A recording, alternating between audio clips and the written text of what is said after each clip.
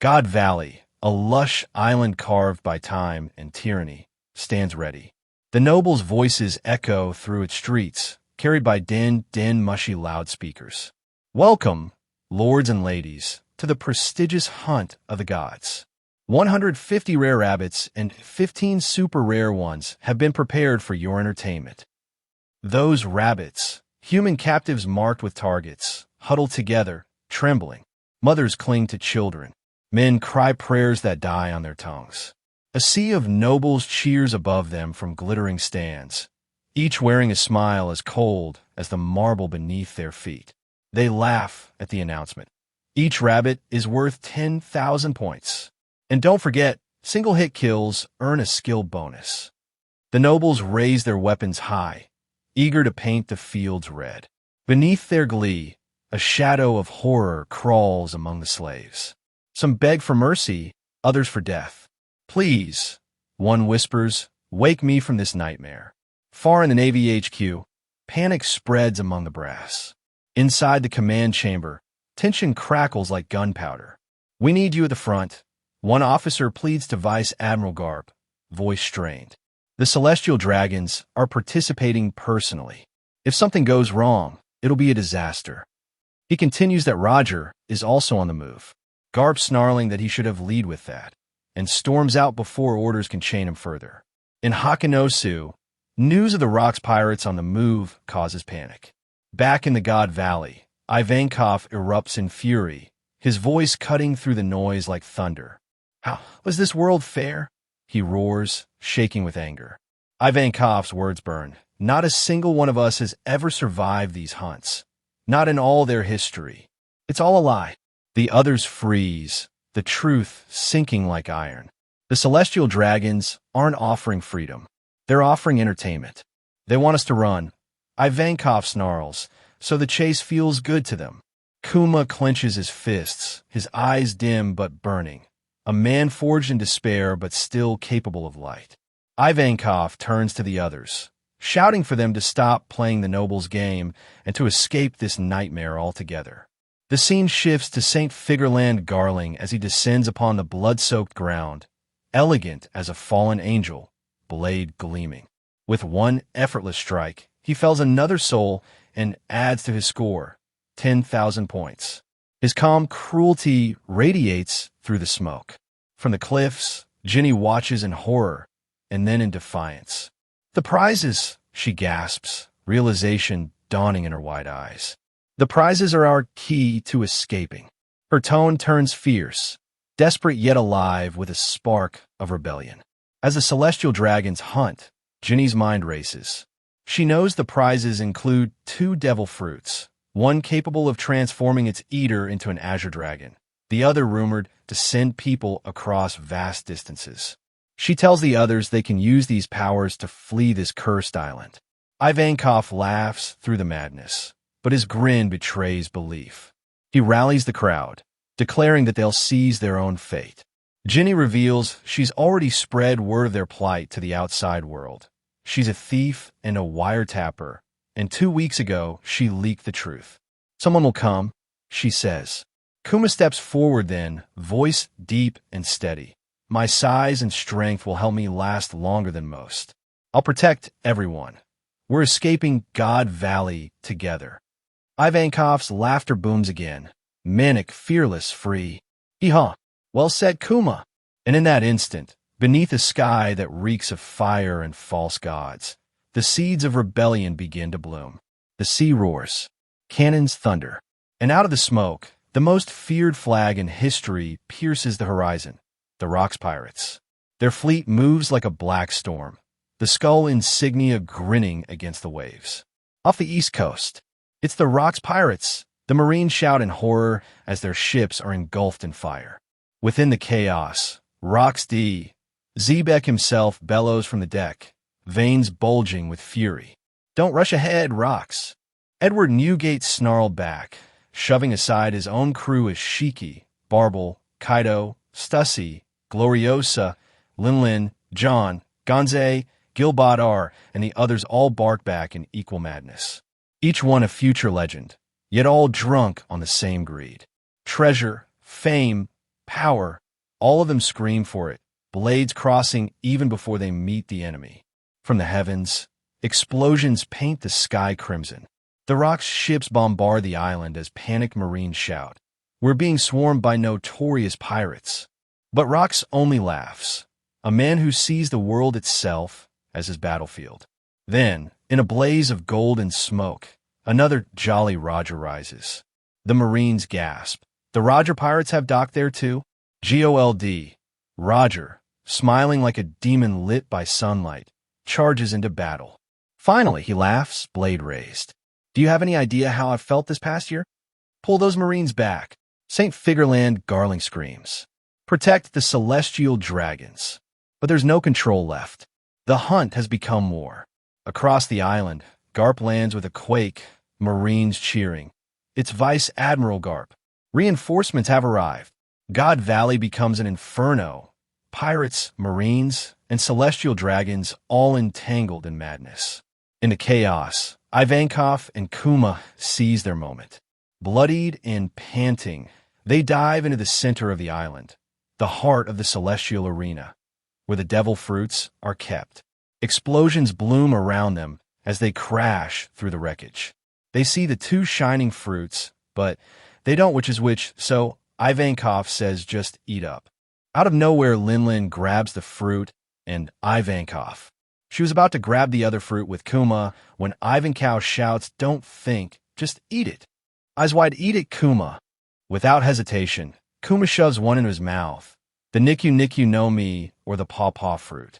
If we can just get one person off this island alive, Ivankov pants, we can call that a victory. But from a smoke steps St. J. Garcia's Saturn, divine and monstrous. Kuma gets thrown back with just a stare from Saturn. "You're the buccaneer brat," he sneers coldly.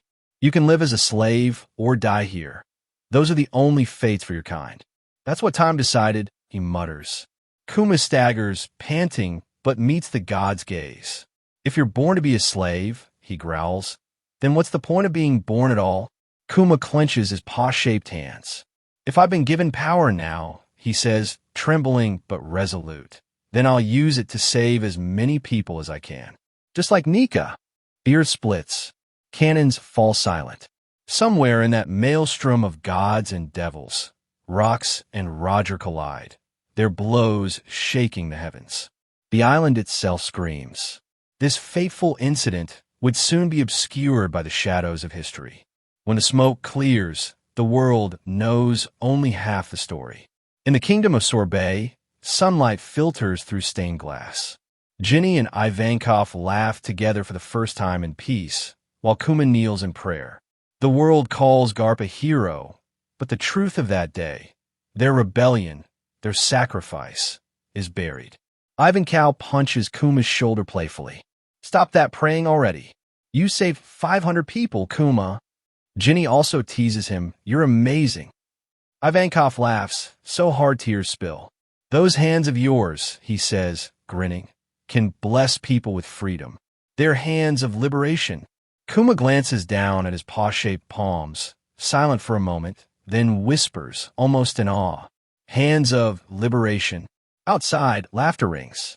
Ivankov declares he's off to sea to bask in his freedom, cape fluttering as he strides away.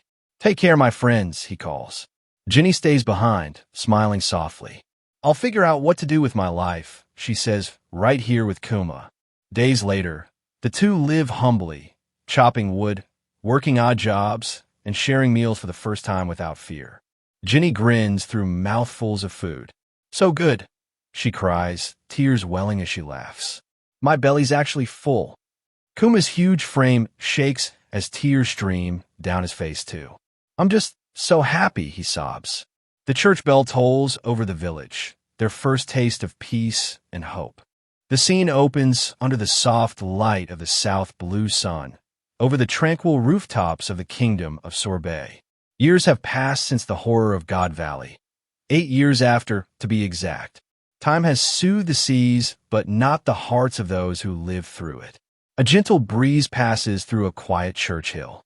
Children laugh nearby, while townsfolk line up outside a small stone chapel. Sitting by its doorway, wearing the humble robes of a cleric, is a towering young man, Bartholomew Kuma, now 17, smiling softly beneath the weight of his past. The villagers call to him lovingly. "Please help me, Komachi," one cries, clutching a bad hip. "Bless you, my boy. I feel so much better already." Another cheers as a soft paw-shaped glow rises from Kuma's hand. He uses his palms, the hands of liberation, to literally push away pain. With each gesture, the townsfolk's aches fade like dust in the wind. "Next, my hips are killing me," a grandmother squeals, beaming. From across the room, they praise him. "God bless your miracle hands. We can't thank you enough. Can't you do it on weekdays too?" Someone asked. The people have found a saint, though all he ever wanted was peace. But suddenly, someone blurted out Sundays only, and the crowd laughs. Ginny, now grown into a confident young woman of 21, storms into the room in her sister tank top, wagging a finger at the old folks who crowd around Kuma's makeshift clinic. "Quit flapping your gums. This isn't a nursing home."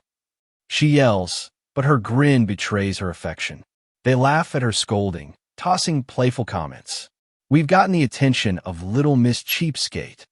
"Haha, we're not freeloaders, Ginny." Ginny rolls her eyes. "Where do you freeloading old bags even get the energy to beg for more help?" But their laughter grows louder. Someone jokes that Ginny's popularity with suitors never ends. They're always knocking on her door. The crowd roars. Ginny blushes and shouts back, "Don't change the subject." Meanwhile, from across the room, Kuma sits quietly, surrounded by warmth and laughter. Yet beneath the laughter, the older folks confess their burdens. "We'd love to donate to support our Komachi," one sighs, "but it's hard just meeting the celestial tribute these days. I'm sure you've heard about our new king, right?" Their smiles fade. Ginny folds her arms, her expression sharpening. The townspeople whisper. They say King Bikori is a cold-hearted monster. He doesn't care if the old die from sickness.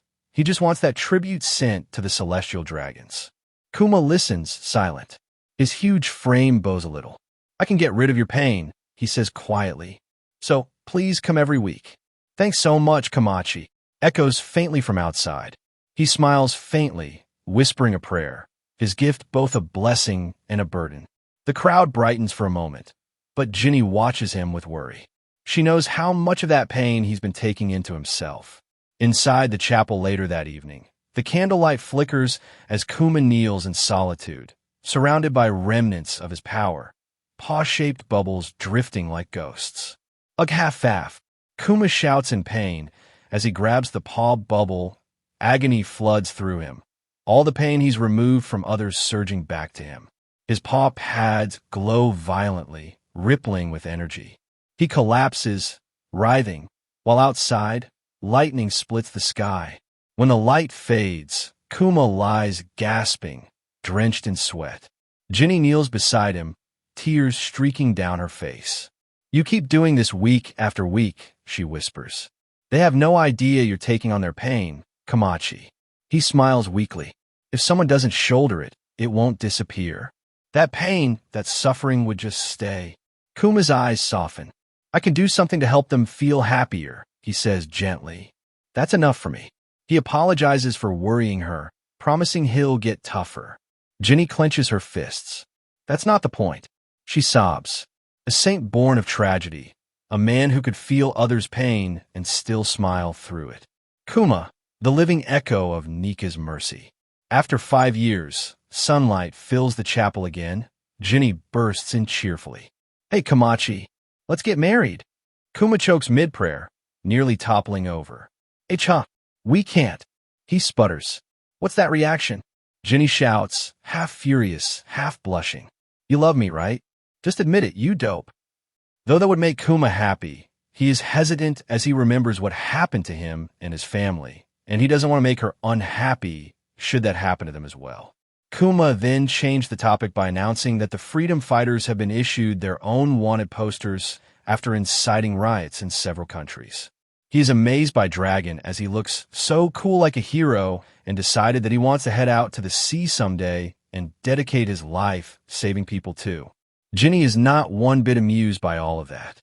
Another 3 years passed, and we can now see Kuma arguing with some soldiers of the Sorbet Kingdom who was trying to kidnap several people. The soldiers said that they were given full authority so they can do whatever they want to the Southerners. Those who are living in the lower half part of the Sorbet Kingdom, majority are elders. Kuma would not allow it, so he did quite a rampage. The king doesn't seem to care that the people wouldn't take the new policy well. He said that the people will soon get accustomed to their status. Kuma, Ginny, and a couple of others who was rebelling from the soldiers ended up in prison after the skirmish. Then out of nowhere, a mysterious band started attacking the castle and overthrew the king. The people were so grateful to the band as they were now happy with what is happening to their country. Ivankov and Dragon picked up Kuma and Ginny from the prison, and they ended up joining their band, later on becoming known as the Revolutionary Army. Smoke and chaos fill the streets of yet another fallen kingdom. Flags burn, walls crumble, and amidst the noise of freedom's fury, Dragon's voice cuts through the haze. "We're still lacking funds," he mutters, gazing over a map scattered with red-marked kingdoms. Around him, revolutionaries train in the dirt, shouting commands, reloading rifles, swinging their weapons with relentless focus. Dragon's tone hardens. "For now, we must act like mercenaries, supporting those who already have a will to topple their monarchs. We'll fuel their rebellious spirits. All our recruits get weapons training drilled into them," he declares, his deep voice rising above the chaos. "I want us to grow into a boundless army, spread throughout the world." At his side, a young Bartholomew Kuma, now a full-grown man, watches the uprising unfold. His once gentle eyes now burn with conviction. Kuma asks Dragon, "Where did you learn about weapons?" Eyes heavy with memory. "I spent some time with the Navy," Dragon answers quietly. "Unfortunately, I found no justice there. But beneath the fire of revolution lies the same old heart, kind, unwavering, and determined to save others." Ivankov laughs nearby, teasingly declaring, "He's a man determined to help others. Marine or revolutionary, it doesn't matter. You can rely on me, Dragon." Kuma says firmly. Dragon nods. "You won't regret joining us." And so, the Army of Liberation begins to breathe. And thus, another 8 years would pass.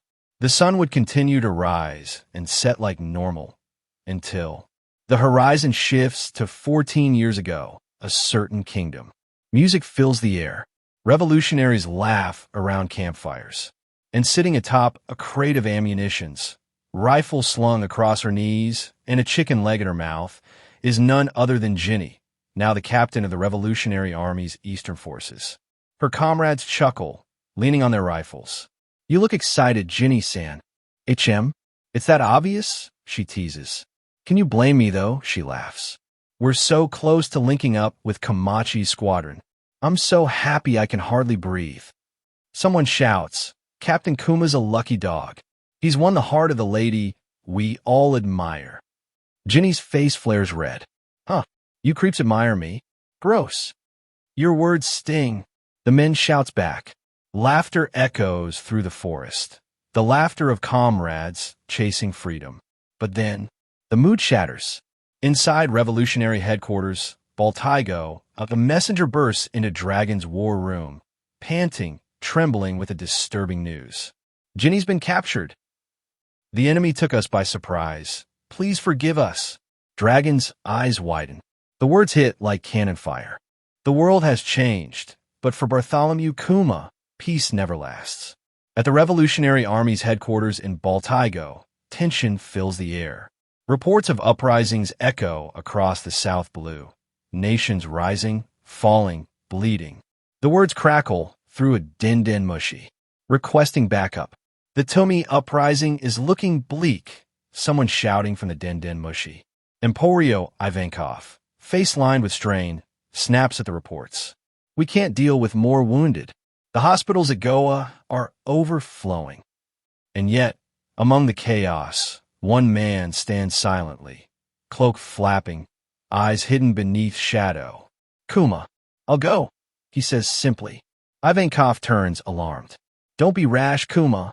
You've been acting reckless ever since that day. Ever since Ginny was taken. A heavy silence falls. Kuma still remembers when Ginny was taken. Kuma's face shows silent rage. Sir, it seems Commander Ginny caught the eye of Celestial Dragon.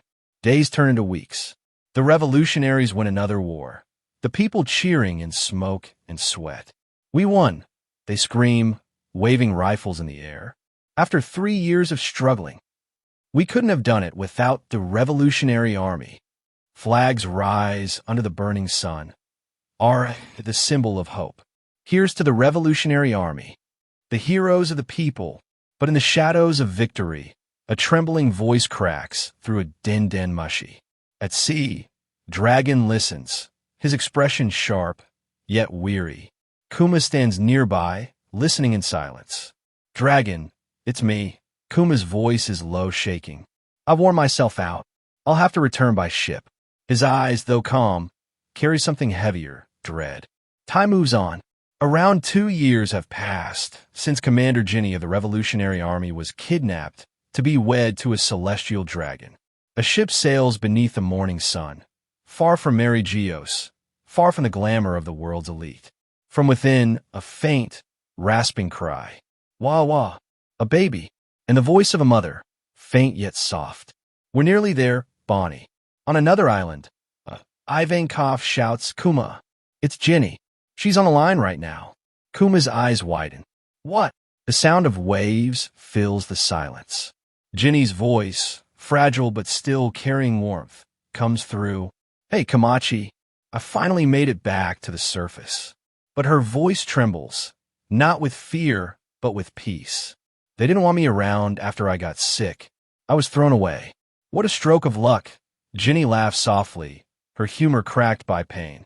You're sick, Kuma whispers, his voice breaking. Ginny smiles faintly, even as her breath weakens. But this call will have to be our goodbye.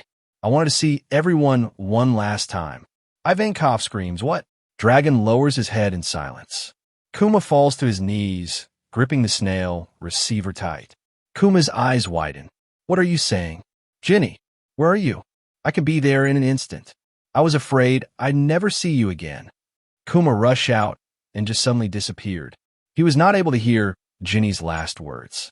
I just want you to know I love you. Always have, always will. Kuma pops out back to the kingdom of Sorbet. The sound of laughter once filled that small church in the kingdom of Sorbet. Now, only the wind and the quiet hum of sorrow remain.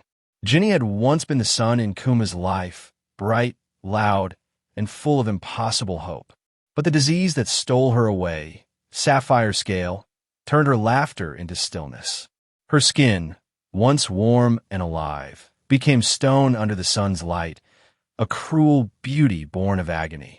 Kuma kneels beside her lifeless body, trembling.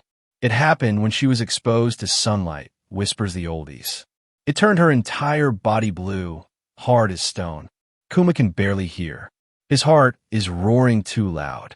He remembers her smile, the way she once said, Hey Kamachi, let's get married. Now, those words echo through an empty chapel. She burned up her remaining time. One of the oldies says softly, exposing herself to the sun, so she could cross the ocean and make it home to you. Kuma's tears fall silently, because she wanted to ensure her baby's safety.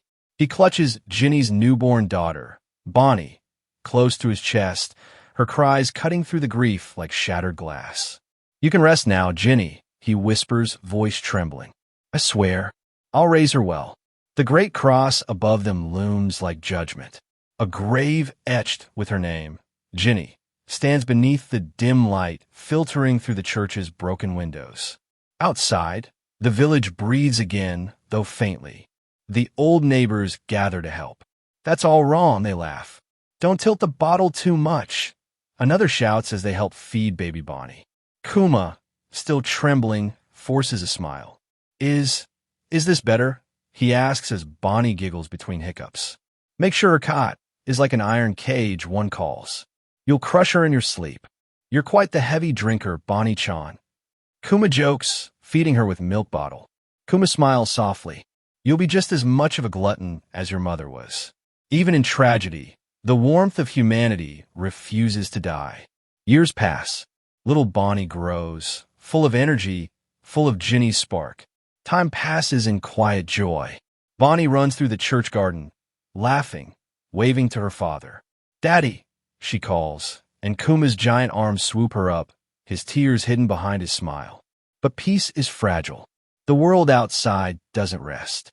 As fire and smoke return to the horizon, Kuma finds himself fighting again, this time through chaos. The revolutionaries are under siege, and among them, familiar faces fight for survival. Inside the small church, their two childhood friends were surprised to see what Kuma have done to the church's windows. They shouted, "Kuma, what are you doing here?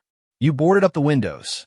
Beneath the cross, Kuma is catching his breath as he just finished rushing to cover all the windows of the church. Pant, pant. Close the door. A small blue gem has begun to form beneath Bonney's eye. "Hey, isn't that a blue stone?" one said. "It looks just like what Ginny had," the other continued. "They call it sapphire scale, the same disease that took Ginny." Kuma falls silent. His fists tremble.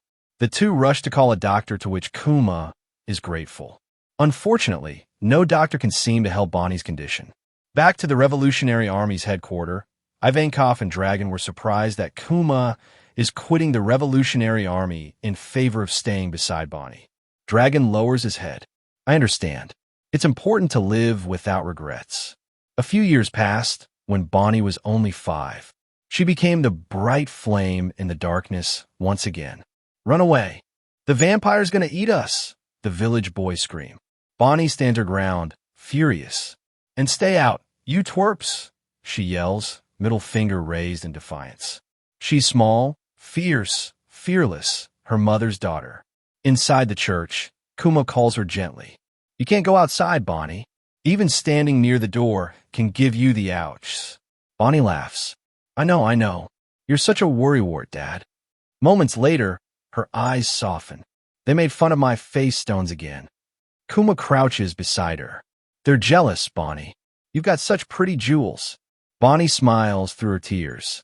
"You betcha. I love them." One evening, as Bonney lays in bed, Kuma asks softly, "Where would you like to go when you're better?" She beams. "Fishman Island." "No, the Sky Islands. They're close to the sun, right? Maybe I'll see Nika up there." Kuma's heart breaks at the innocence in her voice. Later, the doctor delivers the verdict, his face grim. "I'm afraid it's incurable. She is 5 years at best." Kuma's world collapses again. He clutches his face, shaking. "Is there really no cure?" Bonney overhears from the doorway. "I heard it all," she cries. "You said I'll be better by my 10th birthday, right?" Kuma freezes. "Bonney, I thought you were asleep." She smiles, eyes bright with hope. "That means I'll be all better when I'm 10, right? We can go on our trip." Kuma forces a trembling grin. "Oh, of course. You'll be cured by then." She cheers, running into his arms. "Yippee." His tears fall silently onto her hair. "What am I going to do?" A familiar nightmare looms again. Fire, smoke, screams. The kingdom of Sorbet burns under tyranny once more. The people cry out, "He's going to burn us in our homes." And amid the chaos, one name rings across the kingdom. "Kuma, you got to save us." The kingdom of Sorbet burns again. Smoke coils into the sky like black serpents, swallowing the sunlight as screams echo through the streets. Civilians run in every direction, mothers clutching their children, the elderly struggling to escape the inferno. Then a voice, a trembling shout cutting through the flames. "Please, Komachi, you'll only add yourself to the casualty list. Get out of there." But Kuma doesn't move. His massive silhouette stands alone before the burning church, chest heaving, eyes shaking with fury. His breath leaves him in ragged puffs. Kuma's fury ignites, and in the heart of that chaos stands King Bekori, sneering from atop the flames he ordered. "The people are still resisting, sire," the guards shout in panic. "Stop burning the southern province," the civilians yell. "We didn't ask for this."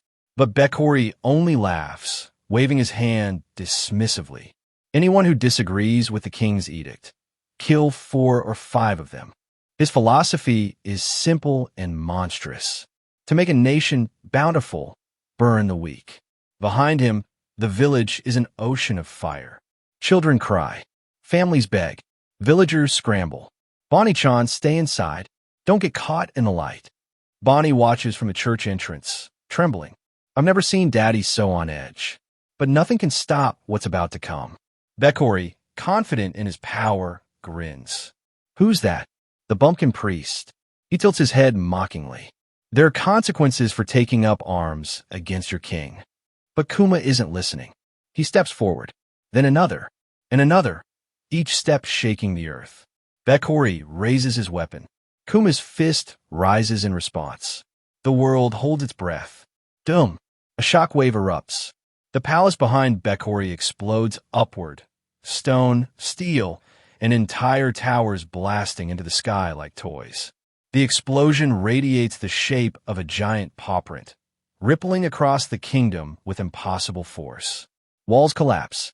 The tyrant's fortress is literally launched out of existence.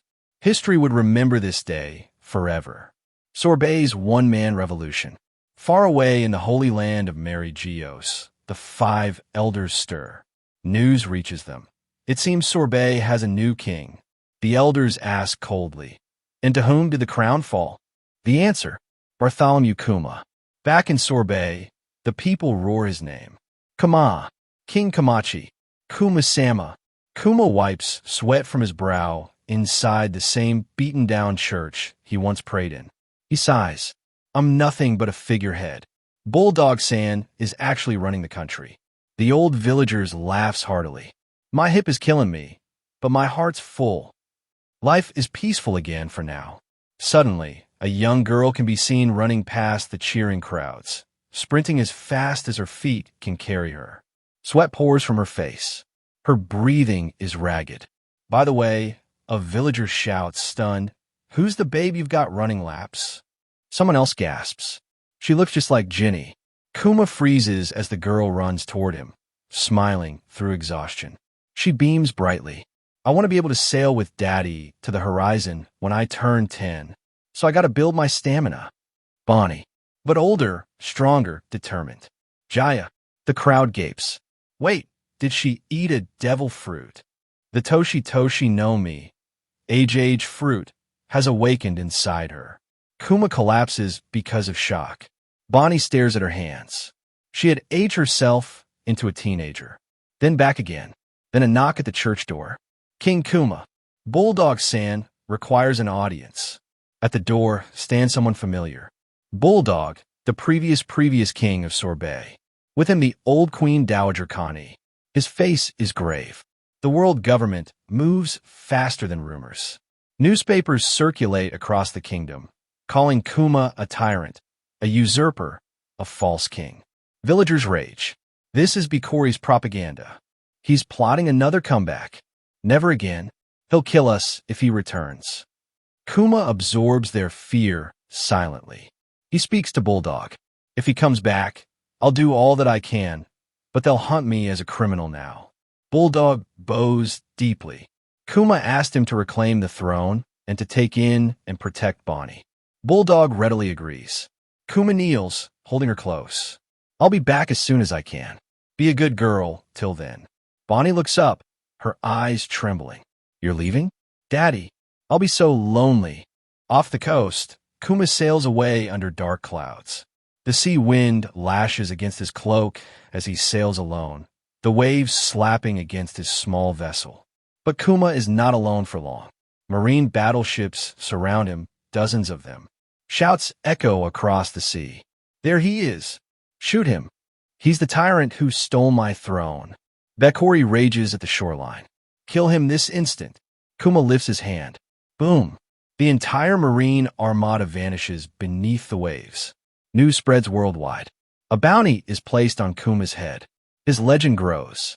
But Bonney only sits alone, knees pulled to her chest. Daddy, I miss you so much. A villager kneels beside her. Kuma-san saved us all. He's a hero. Bonney shakes her head. Tears fall. He was my dad first. She wipes her face, smiling bravely. Once I turn 10, I'll be cured, then I'll go find Daddy. Kuma continues to sail alone as he looks everywhere for a cure to Bonney's illness. The previous doctor's words still haunts him. Your daughter only have 5 years at best. It will be a miracle if she reaches her 10th birthday. One day, during his relentless search for a cure, he came upon a massive dragon-shaped ship as it emerges from the mist. Revolutionaries stand aboard, waving excitedly. It's him, Kuma-chan. Kuma leaps onto their deck, greeted by Dragon and their comrades. The atmosphere is warm, a brief break from the brutal world. Dragon nods. You've been wearing many hats lately, but how are you holding up? Kuma answers plainly, people change. These articles calling you tyrant or pirate, no one here believes that nonsense, Bello Betty said as she sits on top of Kuma's broad shoulders. By the way, Kuma, how would you feel if I became captain of the Eastern Forces? Kuma's eyes widen for a moment. Why ask me? Dragon won't let anyone take Ginny's old post without your blessing, Bello Betty said. Kuma's answer is soft but sincere. Fine by me. Dragon leans forward quietly. I want to talk to you about Bonney. Have you heard of a Navy scientist named Dr. Vegapunk? Kuma's breath catches. Dragon continues. There was an accident recently. Security around him is going to be lax. This might be the only chance to talk to him. Kuma thanks Dragon for the lead and promises that once Bonney is healed, he will fight by his side again. Dragon pumps a fist to his chest. Go where the winds of fate take you, my friend. Kuma bows his head. Then he sails away again, not as a king, not as a pirate, but as a father searching for a miracle. Back home, Bonney trains harder than ever, fists flying, sweat dripping, eyes burning with determination. Kuma just arrived, battered from travel. Wow, Bon, you're amazing. Daddy, she shouts, beaming as Kuma lifts her into the air. She doesn't know that he's fighting the world just for her next birthday. Kuma holds Bonney close. Far away, in the Navy Science Division, Lab 08, future location of Egghead. I'm taking you for a checkup, Kuma says to Bonney. Steam hisses from pipes. Strange towers rise like metallic giants. Then, Vegapunk appears, wild hair towering skyward, a head so massive it defies sense, eyes sparkling with madness and genius. Gadzooks, people really do come in all shapes and sizes, don't they? Vegapunk leans close, studying Kuma's muscles, marveling. For the sake of scientific progress, please let me study your body. Kuma stares at the scientist. Vegapunk stares right back. Bonney peers from a small wooden container. Holy cow, what a huge head. Kinda creepy, Bonney mutters. Vegapunk's eyes soften. Oh, this is the sick child you mentioned? She looks like a cheeky scamp. Kuma bows deeply. Can you cure her? Vegapunk straightens, serious. I can. Kuma surprised by the answer. Vegapunk explains. The disease can be treated, but through a method never used before in medical history, a stem cell transplant. But it would be very expensive. But then Vegapunk hesitates when he learns that Kuma is a buccaneer as he is working for the government. I trust Dragon, Kuma says quietly. But what makes my blood so special? Vegapunk's eyes gleam. He said he cannot explain it in any detail. Kuma freezes. You want to clone me? Vegapunk claps his hands. Exactly. I've been searching for the perfect model for my clone soldier project. Kuma's mind spins. If you donate samples and give permission for your clones to be made into soldiers, I'll waive the cost of the entire procedure. An army of soldiers that look just like him, bionically enhanced, electromagnetically powered, laser capable, bulletproof. Vegapunk's excitement explodes. Heroes who protect the weak and helpless. Warriors of the future, with no limit to their potential. Kuma sits quietly. If clones of him could save people, if they could protect the innocent, maybe I can view that as the reason I was born. Please just save Bonney. Unbeknownst to the two pure souls, Saint Saturn have a different idea for the clone soldiers. Instead of being pacifistas, he wants them to be weapons that kill. Snow drifts softly over Lab 08, the future Egghead, as the iron doors creak open. Admiral Kizaru, sitting in the room, his light yellow coat behind him, is looking down at the chosen location of Vegapunk, a far cry from punk hazard as he calls it. Vegapunk totally not amused by his comments. He replies back for him to just wait. I'm here on business. Man, it's cold. Kizaru sighs. The government frowns on secret deals with pirates, you know, referring to Vegapunk's deal with curing Kuma's daughter and then cloning Kuma. Vegapunk shrugs, as if apologizing for making a mess. Saturn start talking. He is not too happy of making a fugitive as the face of their clone program, saying that it is an affront to the Navy's reputation, but he is willing to allow it if his conditions are followed. Saturn begins listing the conditions with icy precision. Firstly, Bartholomew Kuma. You must agree to become one of the 7 warlords of the sea. Kuma blinks. Of all demands, this was not one he expected. Saturn adds, a few days ago we lost a member thanks to the exploits of a rookie named Ace. Bold red commentary. Captain actually referenced Ace here. Ain't that something? Kizaru keeps his hands in his pockets. The seas are turbulent. Someone like you would calm things down. Kuma says nothing. Saturn continues. Second, you will undergo procedures to become a human weapon for the Navy. Kuma's eyes widen. You're talking about modifying my body? Vegapunk grips his head, helpless, knowing he has no authority to resist. Kizaru quietly adds, the Navy would love to have you on our side. Vegapunk cuts in sharply. Can it, Kizaru? Then, third, you must surrender your free will and individuality. The words hit harder than any bullet. Vegapunk gasps. Kuma goes still. His fate is sealed in one breath. Vegapunk stares at him, horrified. Do you really expect me to murder a man? If you strip all humanity from a cyborg, all that's left is a robot. Saturn, that would be tantamount to killing him. Saturn's voice crackles coldly through the transponder snail. You forget yourself. You're a military scientist, not a moral philosopher. Vegapunk's jaw locks tight. A bead of sweat slides down his cheek. Saturn continues, his tone now slicing. These conditions must be met if this criminal wishes to save his daughter. It's a small price to pay, considering how expensive and difficult the procedure for this girl is. I have no obligation to help a pirate's daughter. Kuma sits inside the dim corridor, shoulders trembling, face buried in his huge hands. Saturn's words echo like poison in his skull. Vegapunk shouts at Saint Saturn, this is murder. It'd be perverse to modify a human like I won't. Kuma's voice thunders over him, desperate. Please, Vegapunk, please do it. Vegapunk flinches as though stabbed. Kuma feels like his lungs are collapsing. He stares at the floor, whispering to himself. I've been worrying all this time, thinking it might be impossible to save Bonney. He lifts his head. His eyes are swollen red. Kuma stands tall again, tears glistening down his cheeks. I'm so grateful. I'll happily accept any fate, so long as Bonney is cured. Even Vegapunk can't remain stoic. His eyes glisten.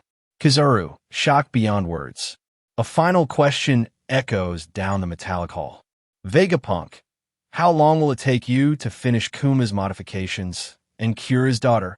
Bonney laughs in the background, innocently chasing Senamaru. Vegapunk explains the brutal timeline. Treating sapphire scales, 6 months. Exposing her to natural light again, another year on top. Total of about 1.5 years for total cure. Kuma's modifications will take minimum 2 years. Kuma sits slumped, relief shaking through his massive frame. Thank goodness, she'll be all better by the time she's 10. But Saturn's tone twists cruel. Your daughter is our only leverage. The government will take custody of her after treatment. Any contact between you will be forbidden. Kuma breathes deeply. I have no intention of running. Vegapunk's fists shake, but that means Kuma won't get to see Bonney after she's cured. Saturn replies coldly. Correct. His modifications will begin immediately. If he defies us, Bonney will spend her life as a slave. Saturn is truly one of the cruelest villains Oda has ever written. Kuma's stunned to hear threat to Bonney but stuttered to speak, voice hoarse. I won't try to see her. I swear. I have only one request. Kuma's hands tremble. Don't tell Bonney the truth. His voice breaks. She can't know about her illness, or that she's being kept as a hostage. Please, take her back to Sorbet. Let her wake up in the church where she grew up. If you grant that one request, I'll obey without question. Vegapunk looks ready to collapse. Kizaru's head is facing the floor, as if contemplating how cruel is the faith of the father and daughter.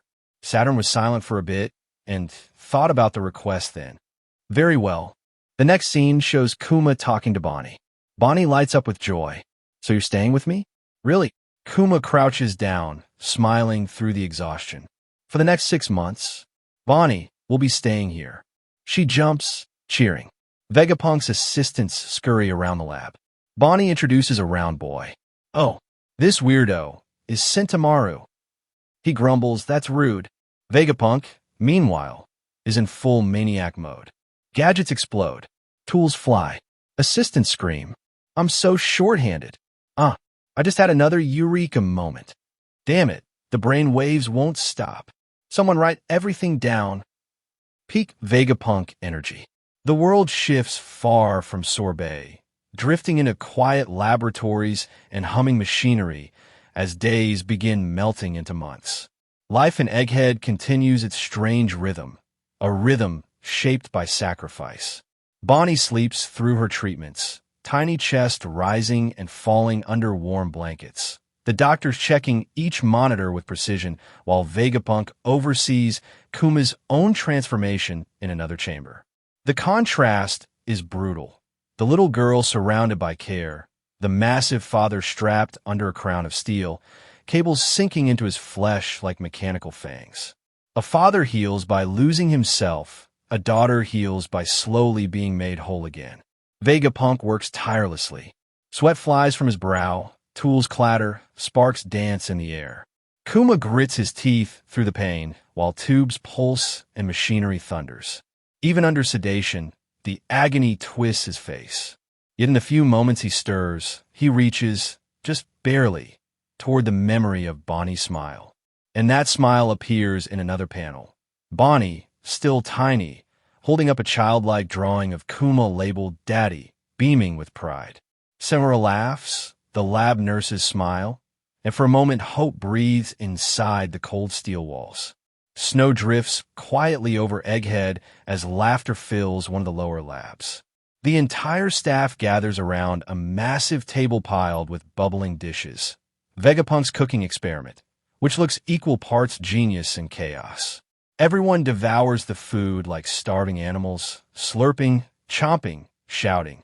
Senamaru scoops up servings like a beast. Vegapunk eats while thinking 5 new ideas at once. And even Kizaru appears in the chaos, sipping quietly. Through it all, Bonney stands in the middle of the clamor, bright, healthy, smiling. A miracle bought with a terrible price. Half a year later, Vegapunk checks her reflexes, movement, stability. His wrinkles soften with relief. The verdict: the results are good. She'll be completely cured after another year of rehabilitation. Bonney instantly lights up the room, kicking her legs in excitement. Then comes the pivotal moment, the release. The ship sails into the kingdom of Sorbet, the coastline warm and familiar. Villagers rush out cheering, their voices filling the air the moment Bonney appears. She leaps forward with outstretched arms, greeted by the people who once feared losing her. Queen Dowager Connie steps forward, smiling soft and wide. Her eyes water when she sees Bonney's healed form. Joy swells, the crowd celebrating the little girl they've all watched grow. Bonney chatters excitedly. She's better, she'll finally get to go outside, she'll be fit as a fiddle. Connie promises they'll take care of her with everything they've got. Kuma bows deeply, thanking everyone. He tells them he'll leave Bonney in their care, because if he stays as a pirate, he might bring danger to the kingdom. He assures Bonney they'll see each other again when they can both sail freely across the horizon. Bonney clings to him, overflowing with dreams of traveling together. I want to go everywhere with you. Kuma smiles warmly, but his eyes dim with the truth he can't tell her. Then she appears. A tall woman steps forward through the doorway, glasses glinting, hair cascading, posture poised with eerie confidence. She introduces herself as Alpha, a nurse assigned to Bonney's long-term care. But something cold flickers behind her smile. She explains she'll monitor Bonney's medicine, ensure her safety, control her recovery schedule. Kuma listens quietly, very aware of the venom curled beneath her professionalism. Secretly to the others, Alpha crushes a small object between her fingers in front of Kuma, her kindness evaporating from her face the moment the others can't see. Kuma understands the gesture. He cannot go back or Bonney will suffer. Kuma faces Bonney before leaving, whispering a final message of gratitude. "Thank you, Bonney. I'm so glad you were born." Bonney beams as she waves joyfully, while Kuma turns to leave. And as the heavy church doors close, the next pages widen to the ripple effect across the world. The seas explode with chatter. Pirates everywhere freeze in shock as news spreads. The infamous tyrant Bartholomew Kuma has become a warlord of the sea. Docile, obedient, controlled. Some laugh, some sneer, others panic. Leaders across the seas whisper about new threats, new politics, new power balances. Crocodile smirks, Moria cackles. Doflamingo's grin sharpens like a knife. Hancock dismisses the noise with regal disdain. Jinbei analyzes the shifting world calmly. Revolutionary Army are shocked. The circles of power shift. The world believes a new villain has risen. But the truth is far more tragic. A man has sold his freedom to save his daughter. One day, 3 years ago, Kuma is aboard his ship traveling the seas and has been continuously sending mails to Bonney in Sorbet Kingdom when he receives a new command from the government. His current location is in East Blue, near the Kingdom of Goa, Luffy's hometown. Luffy is practicing his gum-gum axe kick in the mountains, crushing huge rocks. Kuma watching Luffy while keeping his presence hidden. He remembers Dragon, and when he admitted Luffy is his son from scene way back. Luffy was in the middle of discussing his pirate plan with a couple of terrified predators of the forest when Kuma's din-din mushi rang from afar. Luffy noticed this immediately, but Kuma was faster. He popped out of view instantly. Kuma continued to travel the seas, hunting down pirates as per command of the government. Still, every night, Kuma continues to write mails to Bonney about his travels. Meanwhile, in Sorbet, Bonney continues to wait for the letter from his dad Kuma. They never came, or to be more precise, they came but did not reach Bonney's hand because the CP-8 nurse Alpha destroys them all. One time, Alpha almost saw Bonney in her transformation while sparring, but was quick to withdraw. Alpha was confused by what she saw, but disregarded them as just her imagination. She continues to give Bonney a fake medicine that does nothing at all, as it is just a horrid lemon-flavored placebo. The people of Sorbet are hiding Bonney's abilities for her safety. Old Cunny knows something is up with the nurse and her company. Back in the Navy Science Division Lab 08, Vegapunk was successful on separating his humongous brain from his body and only needs to lift it and the lab using the island clouds. The clone Stussy admits the new look of Vegapunk is better. Kuma asks what will happen when his personality is erased. Vegapunk blatantly said that if he is told to kill a child, he won't hesitate to do it. But Kuma has at least a year until the process is complete, so he should still have some degree of free will until then. Kuma then said that he will continue to write to Bonney until his time run out, and that he will send her a whole lifetime's worth of love before the year is over. Stussy find it sweet. Kuma then continued to write the letter telling Bonney happy birthday. Back in the Sorbet Kingdom, the people are celebrating Bonney's 9th birthday, but what she really wants is a letter from his daddy Kuma. She cries after checking that still no letter came. Kuma continues to help out the Revolutionary Army during crisis and would simply leave without saying any word. They respect that and did not ask any questions. Back in Sorbet Kingdom, Bonney announced that she can finally go outside since all stones are completely gone, but Alpha forbid it. But Queen Dowager Connie let the secret out that Bonney has been completely healed for the last 6 months and is confused as to why they are keeping a completely healthy girl trapped inside. Also, she don't believe that Kuma have not sent a single letter since he left, to which Bonney agree. Old Connie then said that she have already arranged that Gyogyo and the others to go with her to sail the seas and find his father. Bonney then changed her appearance as Old Connie and walk out of the church. She casually explained to Alpha that she is going back to the palace. Alpha did not suspect a thing. Having only been inside the church all her life, Bonney is mesmerized to see the outside world for the first time. The people inside the church are looking out the window and was so genuinely happy to see Bonney walking under the sun safely. When she reached the dock, Gyogyo and the rest of the would-be pirate crew of Bonney are happy waiting for her. It did not take too long for Alpha to realize that she was fooled, and so she started running to catch up with Bonney's ship. She was so furious that she promised to keep her chain day and night as she started air walking above the sea. Bonney then remembered the time when she was asking her father Kuma about what Nika looks like. Kuma replied no one knows, but was told his body was rubbery and there is no limit to what he can do in a fight. She then jumped to the air to face Alpha and pulled back her Luffy-like humongous fist, distorted future. Then smack Alpha right on her face. Gimme a Nika-ish future. Alpha fell to the sea as Bonney's crew are celebrating the huge victory of their captain. A violent rush of seawater and shouts rolls across the busy harbor district as a fierce new crew storms ashore. At the head of this chaotic wave stands Jewelry Bonney, now older, confident, and utterly unstoppable. Her leg cocked back from a massive kick that sent Marines scattering like pebbles. Her smile is wide, daring, almost reckless, perfectly matching the explosive energy swirling around her. Behind her, her ragtag but fiercely loyal crew surges forward in excitement. The Bonney pirates have arrived, and their reputation has beaten them to the shore. Townsfolk and Marines alike shouting about how the last city they rampaged through is full of injured elders and even children. But Bonney? She just keeps charging forward with that wild determination, the kind that refuses to slow down for anyone. The girl who keeps pushing forward. Bonney herself waves off her crewmates yelling, snapping at them not to keep calling her by name. She's the captain now, and she intends to act like it, whether the world is ready or not. They're sure that Kuma is here. Meanwhile, somewhere quieter, Kuma walks through narrow alleyways with a heavy heart.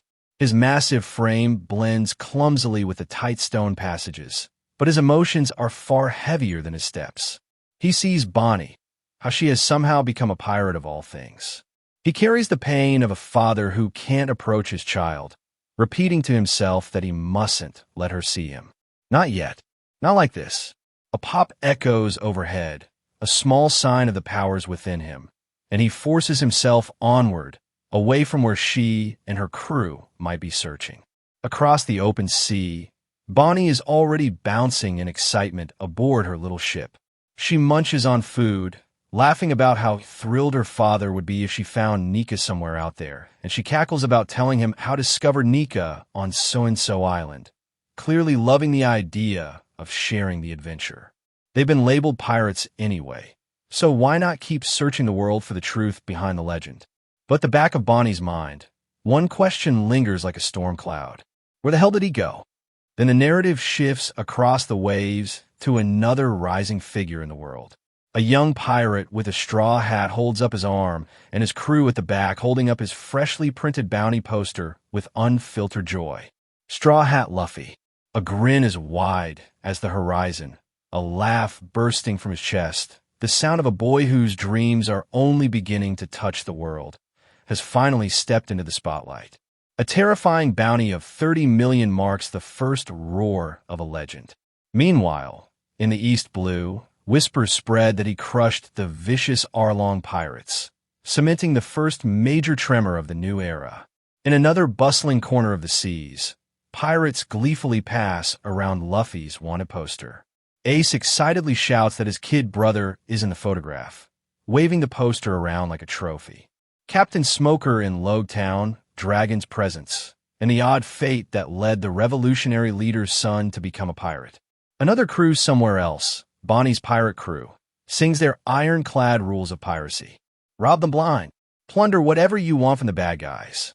Don't help a soul unless they truly need it. A chaotic declaration of lawlessness, punctuated by laughter. And then, Bonney, with her bold lipstick smeared across her cheek, stands proudly in front of a cheering crowd. She shows it off like a badge of maturity, shouting about making a name for herself so her daddy will finally notice her. Her smile beams. Her eyes sparkle. She believes she's truly grown up now. Bold, loud, fearless. A daughter chasing her father with everything she has, without knowing how close he truly is. Far away on Egghead, giant mechanical silhouettes hover as Vegapunk updates Kuma. The modifications seem to be progressing smoothly, but something else steals the conversation. Rumors that rookies have declared war on the world government. When told Dragon has a son, Vegapunk's eyes widen in quiet shock. Kuma muses at the absurdity. A man with rubber powers challenging the world order.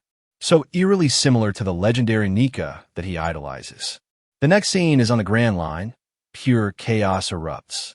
Kuma warns that the government has issued special orders to wipe out Straw Hat Luffy's crew, but will be satisfied with only one head, the head of Straw Hat Luffy. Luffy's crews shout, "Go to hell!" At him, fury erupting from everyone. Kuma then hit the island with his gigantic paw. Ursa's shock. The island and every one of the crew was left in tatters. But Luffy's first mate sacrificed himself to receive all the pain and suffering for himself. Zoro, without any hesitation, agreed. Without flinching, he took on all of Luffy's pain, which left him all bloodied and battered but still standing, half dead. Kuma impressed with Dragon's son for having exceptional friends. Somewhere near Sabiti Archipelago, Kuma receives a new command. The government is calling for all 7 warlords. Non-attendance means forfeiture of title. Pork Ass D, Ace's execution date has been set. It will be a war with white-beard pirates. In Sabiti Archipelago, Bonney is eating her heart out and does not show any hint of stopping anytime soon. Kuma is sneaking a glimpse of Bonney from outside of the restaurant, whispering it will be his last time seeing her.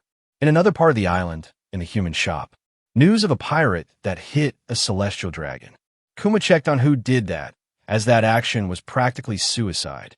He was surprised that it's the Straw Hat Pirates again, and it was to protect a fishman. Noon's done anything this bold for hundreds of years. Next scene shows Kuma appearing to be attacking the Straw Hat Pirates one by one, but was actually saving them. At this point in time, they're not yet ready, so he is showing them the level they have to be in a new world. He is leaving his mark in this world, and his only legacy? Bonney and Luffy's future. After all, Luffy will someday save the world. But the quiet is shattered in the next scene. Vegapunk's lab erupts in frantic tension. Saturn bark his order, horrified at the idea that their ultimate human weapon might one day act outside their grasp. He demands a self-destruct mechanism. Vegapunk roars back, hair bristling like an enraged sea urchin. He throws their hypocrisy at them. They built this terrifying weapon, then fear it. Saturn replies back, and if Kuma were ever to go rogue, who else could stop him? But he was not interested with Vegapunk's reply. Vegapunk's rant spirals into one last pitch, an invention that could allow switching between 2 states of consciousness, a split personality for safety. He wants to leave just a touch of Kuma's ego intact. If they allow him to test it, he'll install what they demand. The Elder cuts him off cold. The silhouette of the newly built Egghead Island can be seen hanging over the ocean as the Elder says that he has given his order already. No interest in bargaining with a scientist for hire. Erase Kuma's individuality. Erase everything. Vegapunk sees but listens. The warning is clear. Any attempt to deceive them will fail. He tries to argue that this will rob Kuma of ever seeing Bonney again, but the Elder does not budge. Back inside the lab, Kuma lies once more upon the operating table. His massive frame seems smaller under the wires, the metal clamps, and the humming machines ready to take the last pieces of him away. From the side, he hears Kuma's voice respond softly, "It's good to know how you feel, Vegapunk." Vegapunk jumps, shocked he overheard. But Kuma reminds him, "Weren't you the one who gave me superhuman hearing?" Vegapunk steels himself, refusing to let emotion get in the way. "Today is the day we erase your individuality." Vegapunk tells him it's only been 2 years. Kuma smiles faintly. It was fun.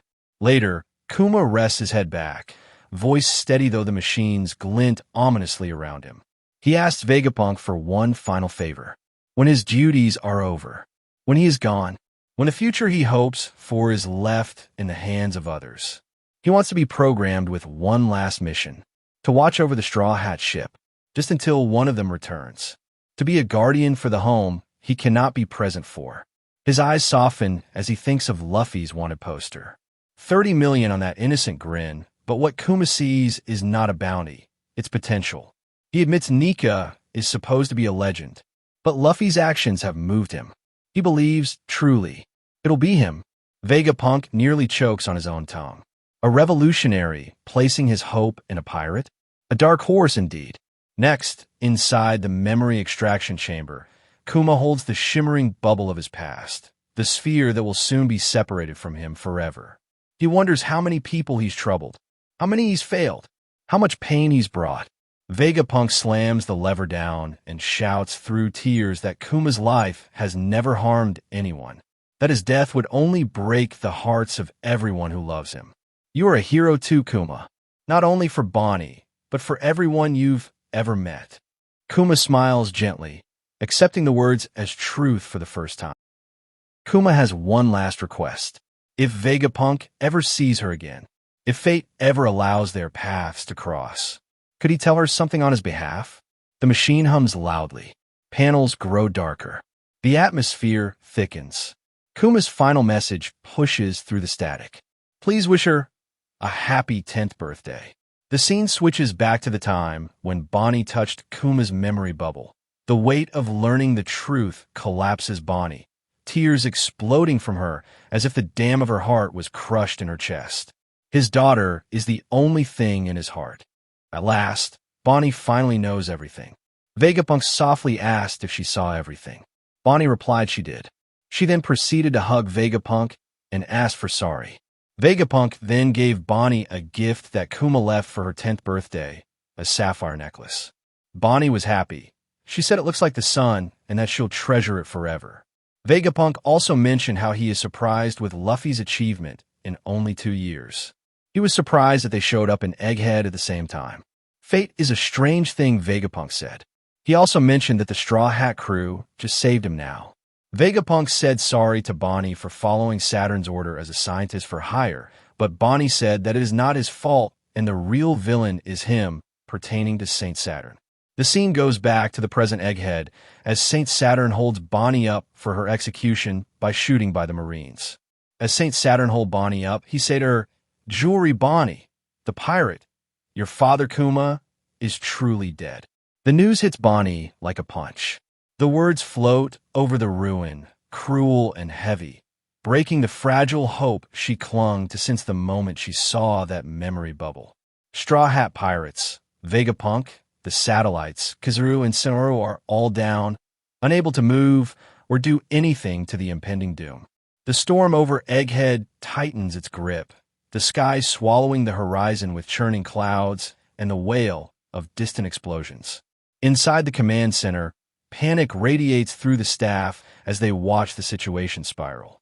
The siege they feared is no longer hypothetical. It's unfolding before their eyes. A scale beyond even the O'Hara incident. A situation no government wants to acknowledge they created. In another location, the revolutionaries are assessing Kuma's instincts, the last remnants of humanity.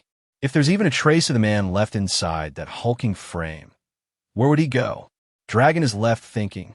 Back in Egghead, there's no time for weakness. No time for fear. Bonney's fire burning through her grief. If I'm going to die here anyway. Her stance shifts, her teeth grit. Then, the air warps. Reality ripples. Her body contorts into a shape echoing the rhythm of liberation. A form not quite Nika, but born from the idea of him. Distorted future. Nika ish future. Her fist balloons, dark and rubbery, smashing toward the monstrous elder who dared speak her father's death so casually. Saturn's eyes bulge. Nika, the recognition immediate, the implications terrifying. But Bonney's power falters as quickly as it surges. A wave of weakness crashes through her. Her voice cracks, frightened. Why? I suddenly feel weak again. The elder smirks beneath a beard thicker than storm clouds. He sees the resemblance. He sees her desperation. So you two know that name. His voice curls with contempt. You really are his daughter. But admiration never follows, only cruelty. The elder watches her stagger, wholly unimpressed. She hasn't connected Nico with Straw Hat's new white form. She doesn't understand the truth behind the fruit or the rhythm she imitates. How pathetic.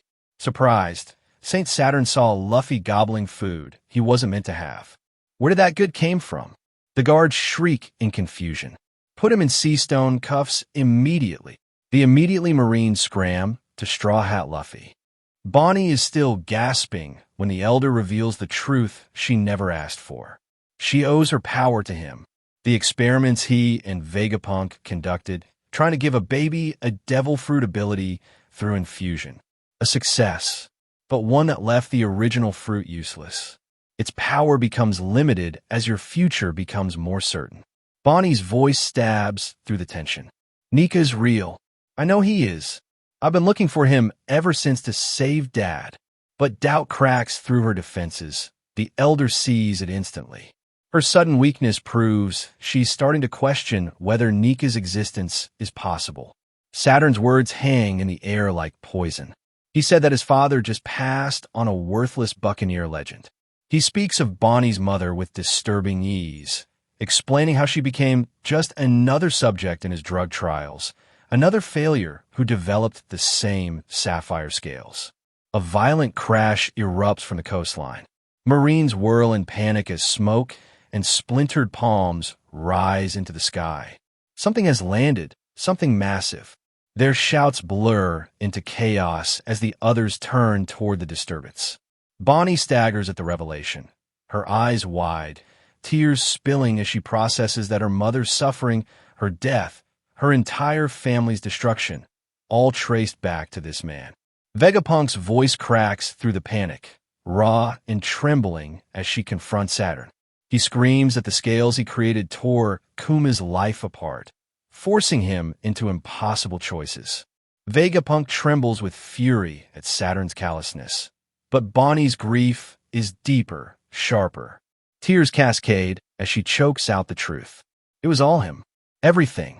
Saturn responds with chilling calm, asking if she empathizes with insects she crushes beneath her feet. Of course she doesn't. And he doesn't empathize with the people he destroys.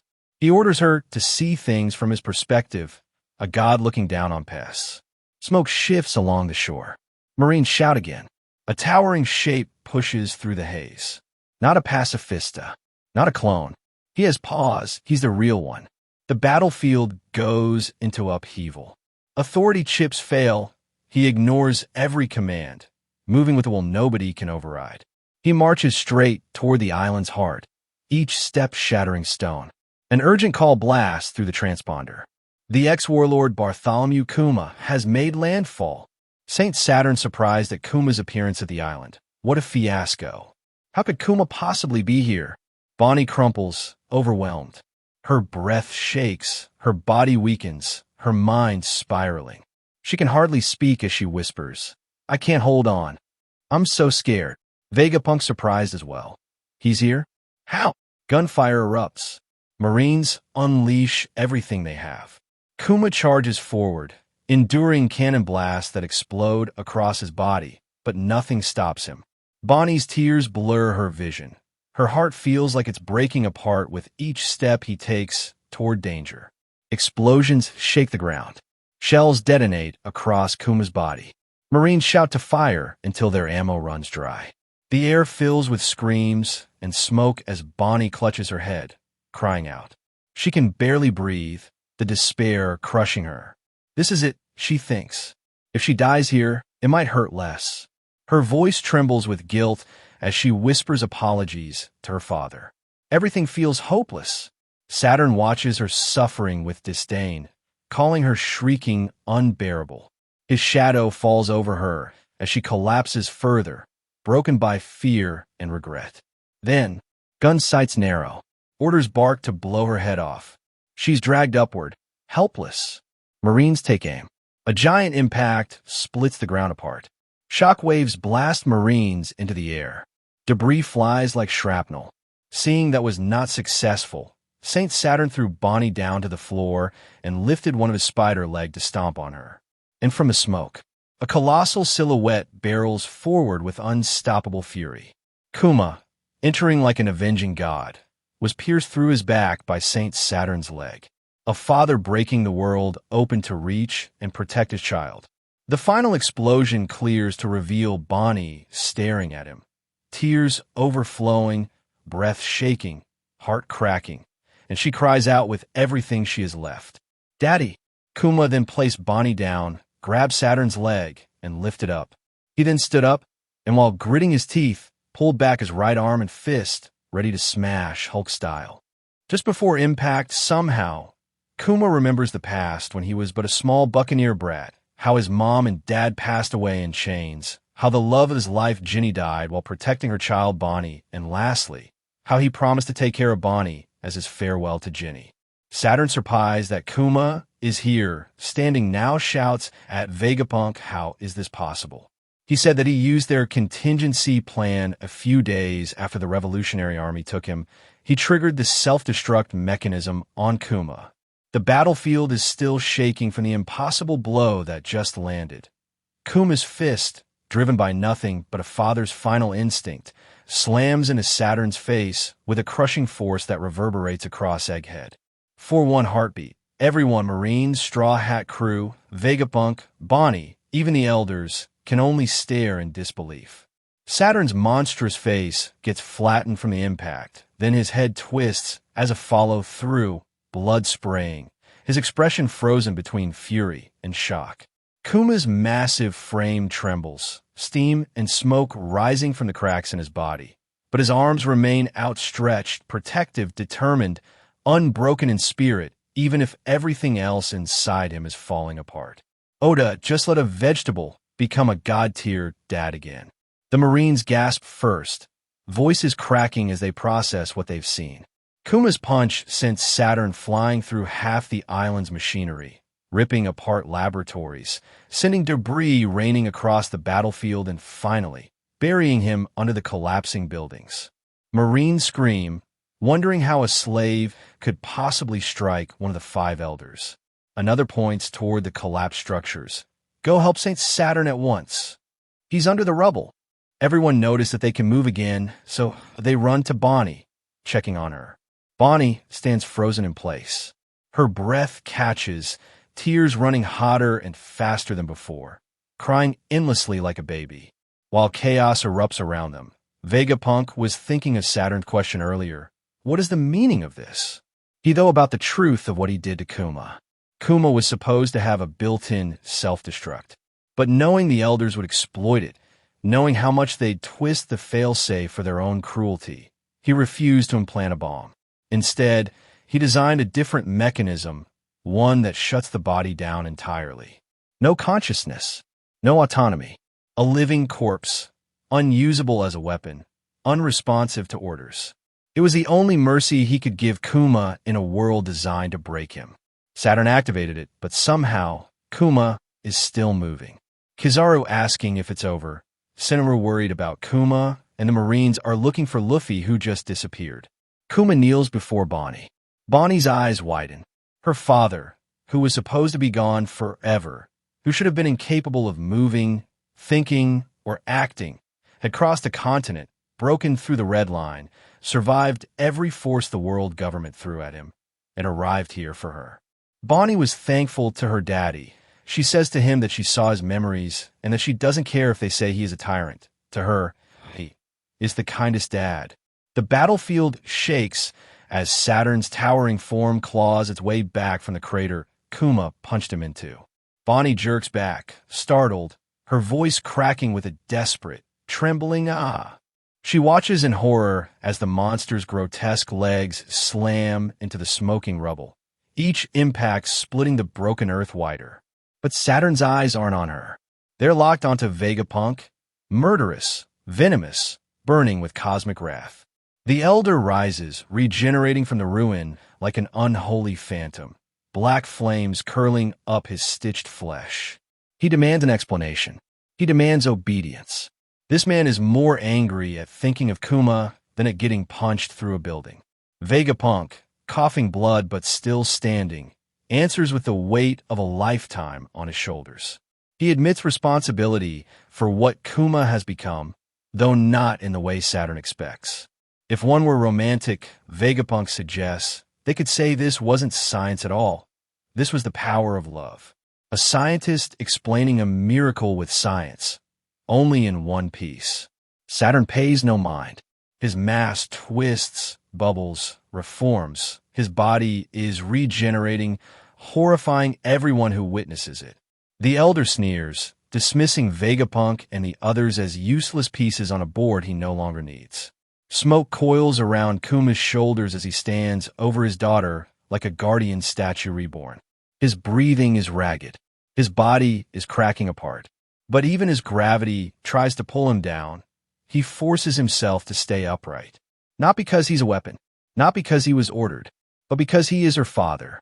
Kuma's willpower is literally stronger than death itself.